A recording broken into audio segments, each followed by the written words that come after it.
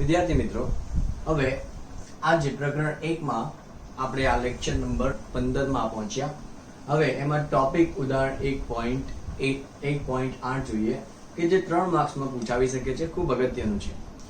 હવે એમાં જે રકમ આપેલી છે પહેલા એ વાંચી લઈએ. બરાબર, ધ્યાનથી રકમ વાંચીએ. રકમ વાંચી લીધી. હવે એમાં લખ્યું છે આ દાખલો બે ભાગમાં છે. પહેલા ભાગમાં ઇલેક્ટ્રોન છે, બીજા ભાગમાં પ્રોટોન છે. પહેલા ભાગમાં ઇલેક્ટ્રોન આ h જેટલી ઊંચાઈ જે આપેલી છે તેમાં વિદ્યુત ક્ષેત્રમાં પતન કરે છે. તો ઇલેક્ટ્રોન નીચે જશે કે ઉપર એ ડિસાઈડ કેવી રીતે થશે? તો જુઓ, આ છે ઋણ વિદ્યુત ભાર, આ છે ધન વિદ્યુત ભાર. ધન વિદ્યુત ભાર પોઝિટિવ દ્વારા, ઋણ વિદ્યુત ભાર નેગેટિવ દ્વારા દર્શાવ્યું છે. વિદ્યુત ક્ષેત્રની દિશા જોઈએ તો એ હંમેશા ધનથી ઋણ તરફની હોય છે. આપણે લાસ્ટ ટાઈમ વિદ્યુત ક્ષેત્રના ટોપિકમાં જોઈ ગયા છે. આગળ કે જો ઇલેક્ટ્રોન એમાં ગતિ કરે તો ક્યાં જાય? ધનથી ઋણ કે ઋણથી ધન? તો આપણે જોઈએ કે ઇલેક્ટ્રોન પરનો વિદ્યુત ભાર ઋણ હોય તો એ કોની તરફ આકર્ષાશે? પ્રોટોન તરફ. ઇલેક્ટ્રોન તરફ આકર્ષાશે નહીં. તો આ ઇલેક્ટ્રોન અહીંયા છે, સ્થિર સ્થિતિમાં છે. t બરાબર 0 સમયે સ્થિર સ્થિતિમાં, અહીંયા એક પોઈન્ટ બતાવી દઉં કે t બરાબર 0 સેકન્ડ સમયે સ્થિર સ્થિતિમાં એનો વેગ કેટલો હશે? 0. બરાબર. તો એ સ્થિર સ્થિતિમાંથી ગતિ શરૂ કરશે.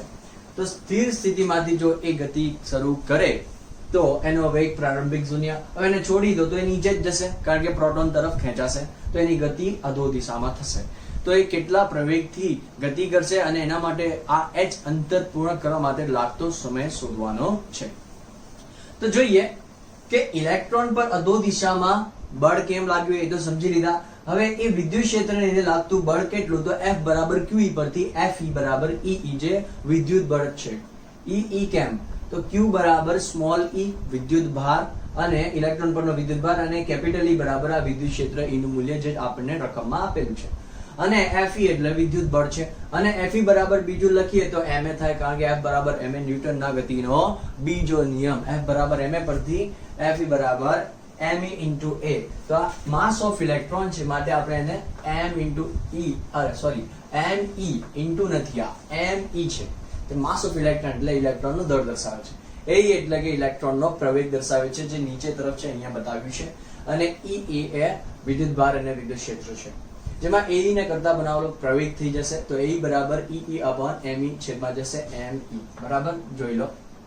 હવે ઇલેક્ટ્રોનની સ્થિર સ્થિતિમાંથી શરૂ થતી ગતિ માટેની વાત કરીએ તો આપણી પાસે ધોરણ 11 સાયન્સ ભાગ 1 કે જેમાં ચેપ્ટર 3 સમતલમાં ગતિ અને એના પહેલા હતું સુરેખ પથ પર ગતિ.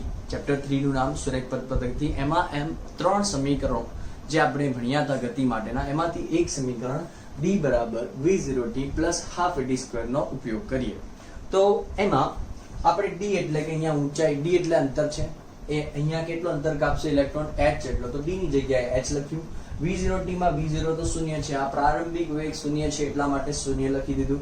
પ્લસ ની જગ્યાએ પ્લસ, હાફ at square માં a ની જગ્યાએ ae, t ની જગ્યાએ te. જે te જે છે ને, te એ ઇલેક્ટ્રોન નીચે h અંતર કાપે એના માટે લાગતો સમય te દર્શાવ્યું છે. તો te square એ જ પ્રમાણે te સ્ક્વેર ને કરતા બનાવી લો. સામે જશે 2h ની સાથે ગુણાશે અને એ જશે છેદમાં. ઓકે, તો 2h upon ae. Okay, 2h into me upon e કેવી રીતે આવ્યું? તો ae બરાબર શું મળ્યું છે? આ રહ્યું, જોઈ લો. આ ae બરાબર ee upon me મળ્યું છે. બરાબર, આ બેને ae બરાબર ee upon me મૂકી દો તો ae બરાબર ee upon છેદનો છેદ અંશમાં જાય એટલે me ઉપર જાય. ઓકે, હવે આપણી પાસે બધી કિંમતો છે. h આપેલું છે તમને 1.5 ગુણ્યા 10 ની -2 રકમમાં વાંચ્યું પ્રમાણે, ગુણ્યા me એટલે કે ઇલેક્ટ્રોનનું દળ આપેલું છે 9.11 ગુણ્યા 10 ની -31 ઘાત. e બરાબર 1.6 ગુણ્યા 10 ની -19 ગુણ્યા e બરાબર 2 ગુણ્યા 10 ની +4 આપેલું છે. હવે એની કિંમતો મૂકી દીધી. કેલ્ક્યુલેશનમાં તમે જ્યારે કેલ્ક્યુલેટર હાથમાં અત્યારે હોય તો તમે ચેક કરી લેજો. 2 ગુણ્યા 1.5 કરશો, પછી ગુણ્યા 9.11 કરતા, પછી ભાગાકારની નિશાની દબાવવાની, પછી ભાગ્યા 1.6, પછી ભાગ્યા 2. એટલે ગુણાકાર ના કરતા, નહીં તો ખોટો જવાબ આવશે. 2 ગુણ્યા 1.5 ગુણ્યા 9.11 ભાગ્યા 1.6 ભાગ્યા 2 આવું કરશો તો તમને 8.54 જેવો આન્સર મળશે. ગુણ્યા 10 ની -18 કેવી રીતે? તો -2 -31 -33 થશે, વત્તા 19 ઓછા 4 કરશો ને, આ વત્તા 19 કેમ? કારણ ઉપર જશે તો માઇનસ નું પ્લસ થઈ જશે, અને પ્લસ 4 નું ઉપર કરશો તો -4 થશે. તો 10 ની -18 બાકી રહેશે, તો તમે ચેક કરી લેજો. હવે આ ટી સ્ક્વેર છે, સ્ક્વેર હટાવ સામે જાય તો વર્ગમૂળ છોડીને જાય, એટલે વર્ગ છે સામે જાય વર્ગમૂળ છોડીને જાય.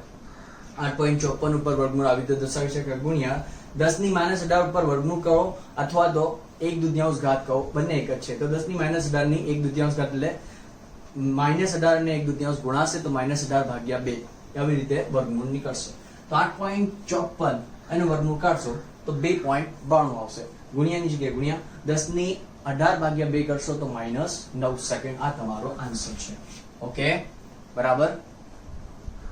હવે આપણે પ્રોટોન ની વાત કરીએ તો આ બીજા ભાગમાં પ્રોટોન તમે જુઓ તો નીચેથી ઉપર તરફ કઈ દિશામાં ગતિ કરશે તો ઉર્ધ્વ દિશામાં. કેમ? તો અમે જાણીએ છીએ કે પ્રોટોન ઇલેક્ટ્રોન તરફ ખેંચાય, આકર્ષણ અનુભવે, અને પોઝિટ્રોન એટલે પ્રોટોન બીજા પ્રોટોન તરફ આકર્ષણ અનુભવે. એટલા માટે આ પ્રોટોન ઉપર રહેલા ઇલેક્ટ્રોન તરફ ગતિ કરશે, એટલે કે વિદ્યુત ક્ષેત્રમાં પ્રોટોન નીચેથી ઉપર એટલે કે પૂંછડીથી શીર્ષ સુધી ગતિ કરે છે. એટલે અહીંયા ઉર્ધ્વ દિશા થઈ. તો P+ એટલે કે પ્રોટોન પર ઉર્ધ્વ દિશામાં વિદ્યુત ક્ષેત્રને લીધે લાગતું બળ પહેલા ભાગમાં તો એક પ્રમાણે F બરાબર E. એ વિદ્યુત બળ જ છે. F બરાબર Q પરથી અને Q બરાબર E એટલે કે ઇલેક્ટ્રોનનો વિદ્યુત બળ. તો હવે ન્યૂટનના ગતિના બીજા નિયમ પરથી F બરાબર ma લખો તો F બરાબર અહીંયા Fe બરાબર mp ap. mp એટલે કે માસ ઓફ પ્રોટોન, ap એટલે કે પ્રવેગ કોનો પ્રોટોનનો, તો પ્રોટોનનો પ્રવેગ. તો ap ને કરતા બનાવો તો ap બરાબર E/mp થશે. હવે પ્રોટોનની સ્થિર સ્થિતિમાંથી શરૂ થતી ગતિ માટે અહીંયા પર t બરાબર 0 સમયે પ્રોટોન સ્થિર હતો તો એ ઉપર ગયો અને એ વખતે સ્થિર હતો તો વેગ v0. હવે એ ગતિ પકડે છે અને h જેટલું અંતર કાપે છે. તો એના માટે પણ આપણે સમીકરણ d બરાબર v0t + ½ t સ્ક્વેર જ લગાવીએ. તો d ની જગ્યાએ અહીંયા h અંતર કાપે છે તો h મૂકી દો, v0 તો 0 છે, + ½ t સ્ક્વેરમાં ap tp સ્ક્વેર. એમાં tp સ્ક્વેર ના કરતા બનાવો તો 2h/ap થશે, ચેક કરી શકાય. અને 2h/mp કેવી રીતે આવ્યું તો આ સૂત્ર પરથી આવ્યું. ap ની જગ્યાએ E/mp તો E/છેદ અંશમાં જાય. કિંમતો મૂકો જે આપણી પાસે આપેલી છે h, mp અને બધી વસ્તુઓ મૂકી દો. તો જ્યારે તમે 2 × 1.5 ભાગ્યા 1.67 ભાગ્યા 2 કરશો તો 1.56 જેવું કંઈક મળશે. ગુણ્યા 10 ની જે ઘાતો છે એનો સરવાળો અને બાદબાકી કરશો તો 10 ની -14 મળશે.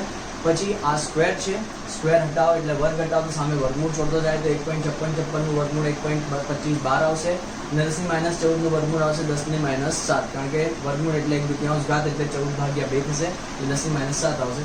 ચોપડીમાં આપ્યો છે એ આન્સર પ્રમાણે આપણે લખીએ તો 1.3 એપ્રોક્સિમેટ આન્સર અંદર લખેલું છે પ્રમાણે આપણે 1.25 બારને એપ્રોક્સિમેટ કરી દઈએ તો અંદાજિત આન્સર 1.3 × 10 ની -7 સેકન્ડ આવે છે. ઓકે, અને અહીંયા મુક્ત પતનમાં જે સમય છે એ દળ ઉપર આધારિત નથી. તો ગુરુત્વ પ્રવેગની અસર એ અહીંયા મુક્ત પતનમાં અહીંયા સમયને ઉપર જે દળ છે એ સમય સાથે આધારિત નથી. ઓકે, તો હવે આ દાખલો ખૂબ જ અગત્યનો છે એટલે બરાબર નોટ્સ બનાવતા.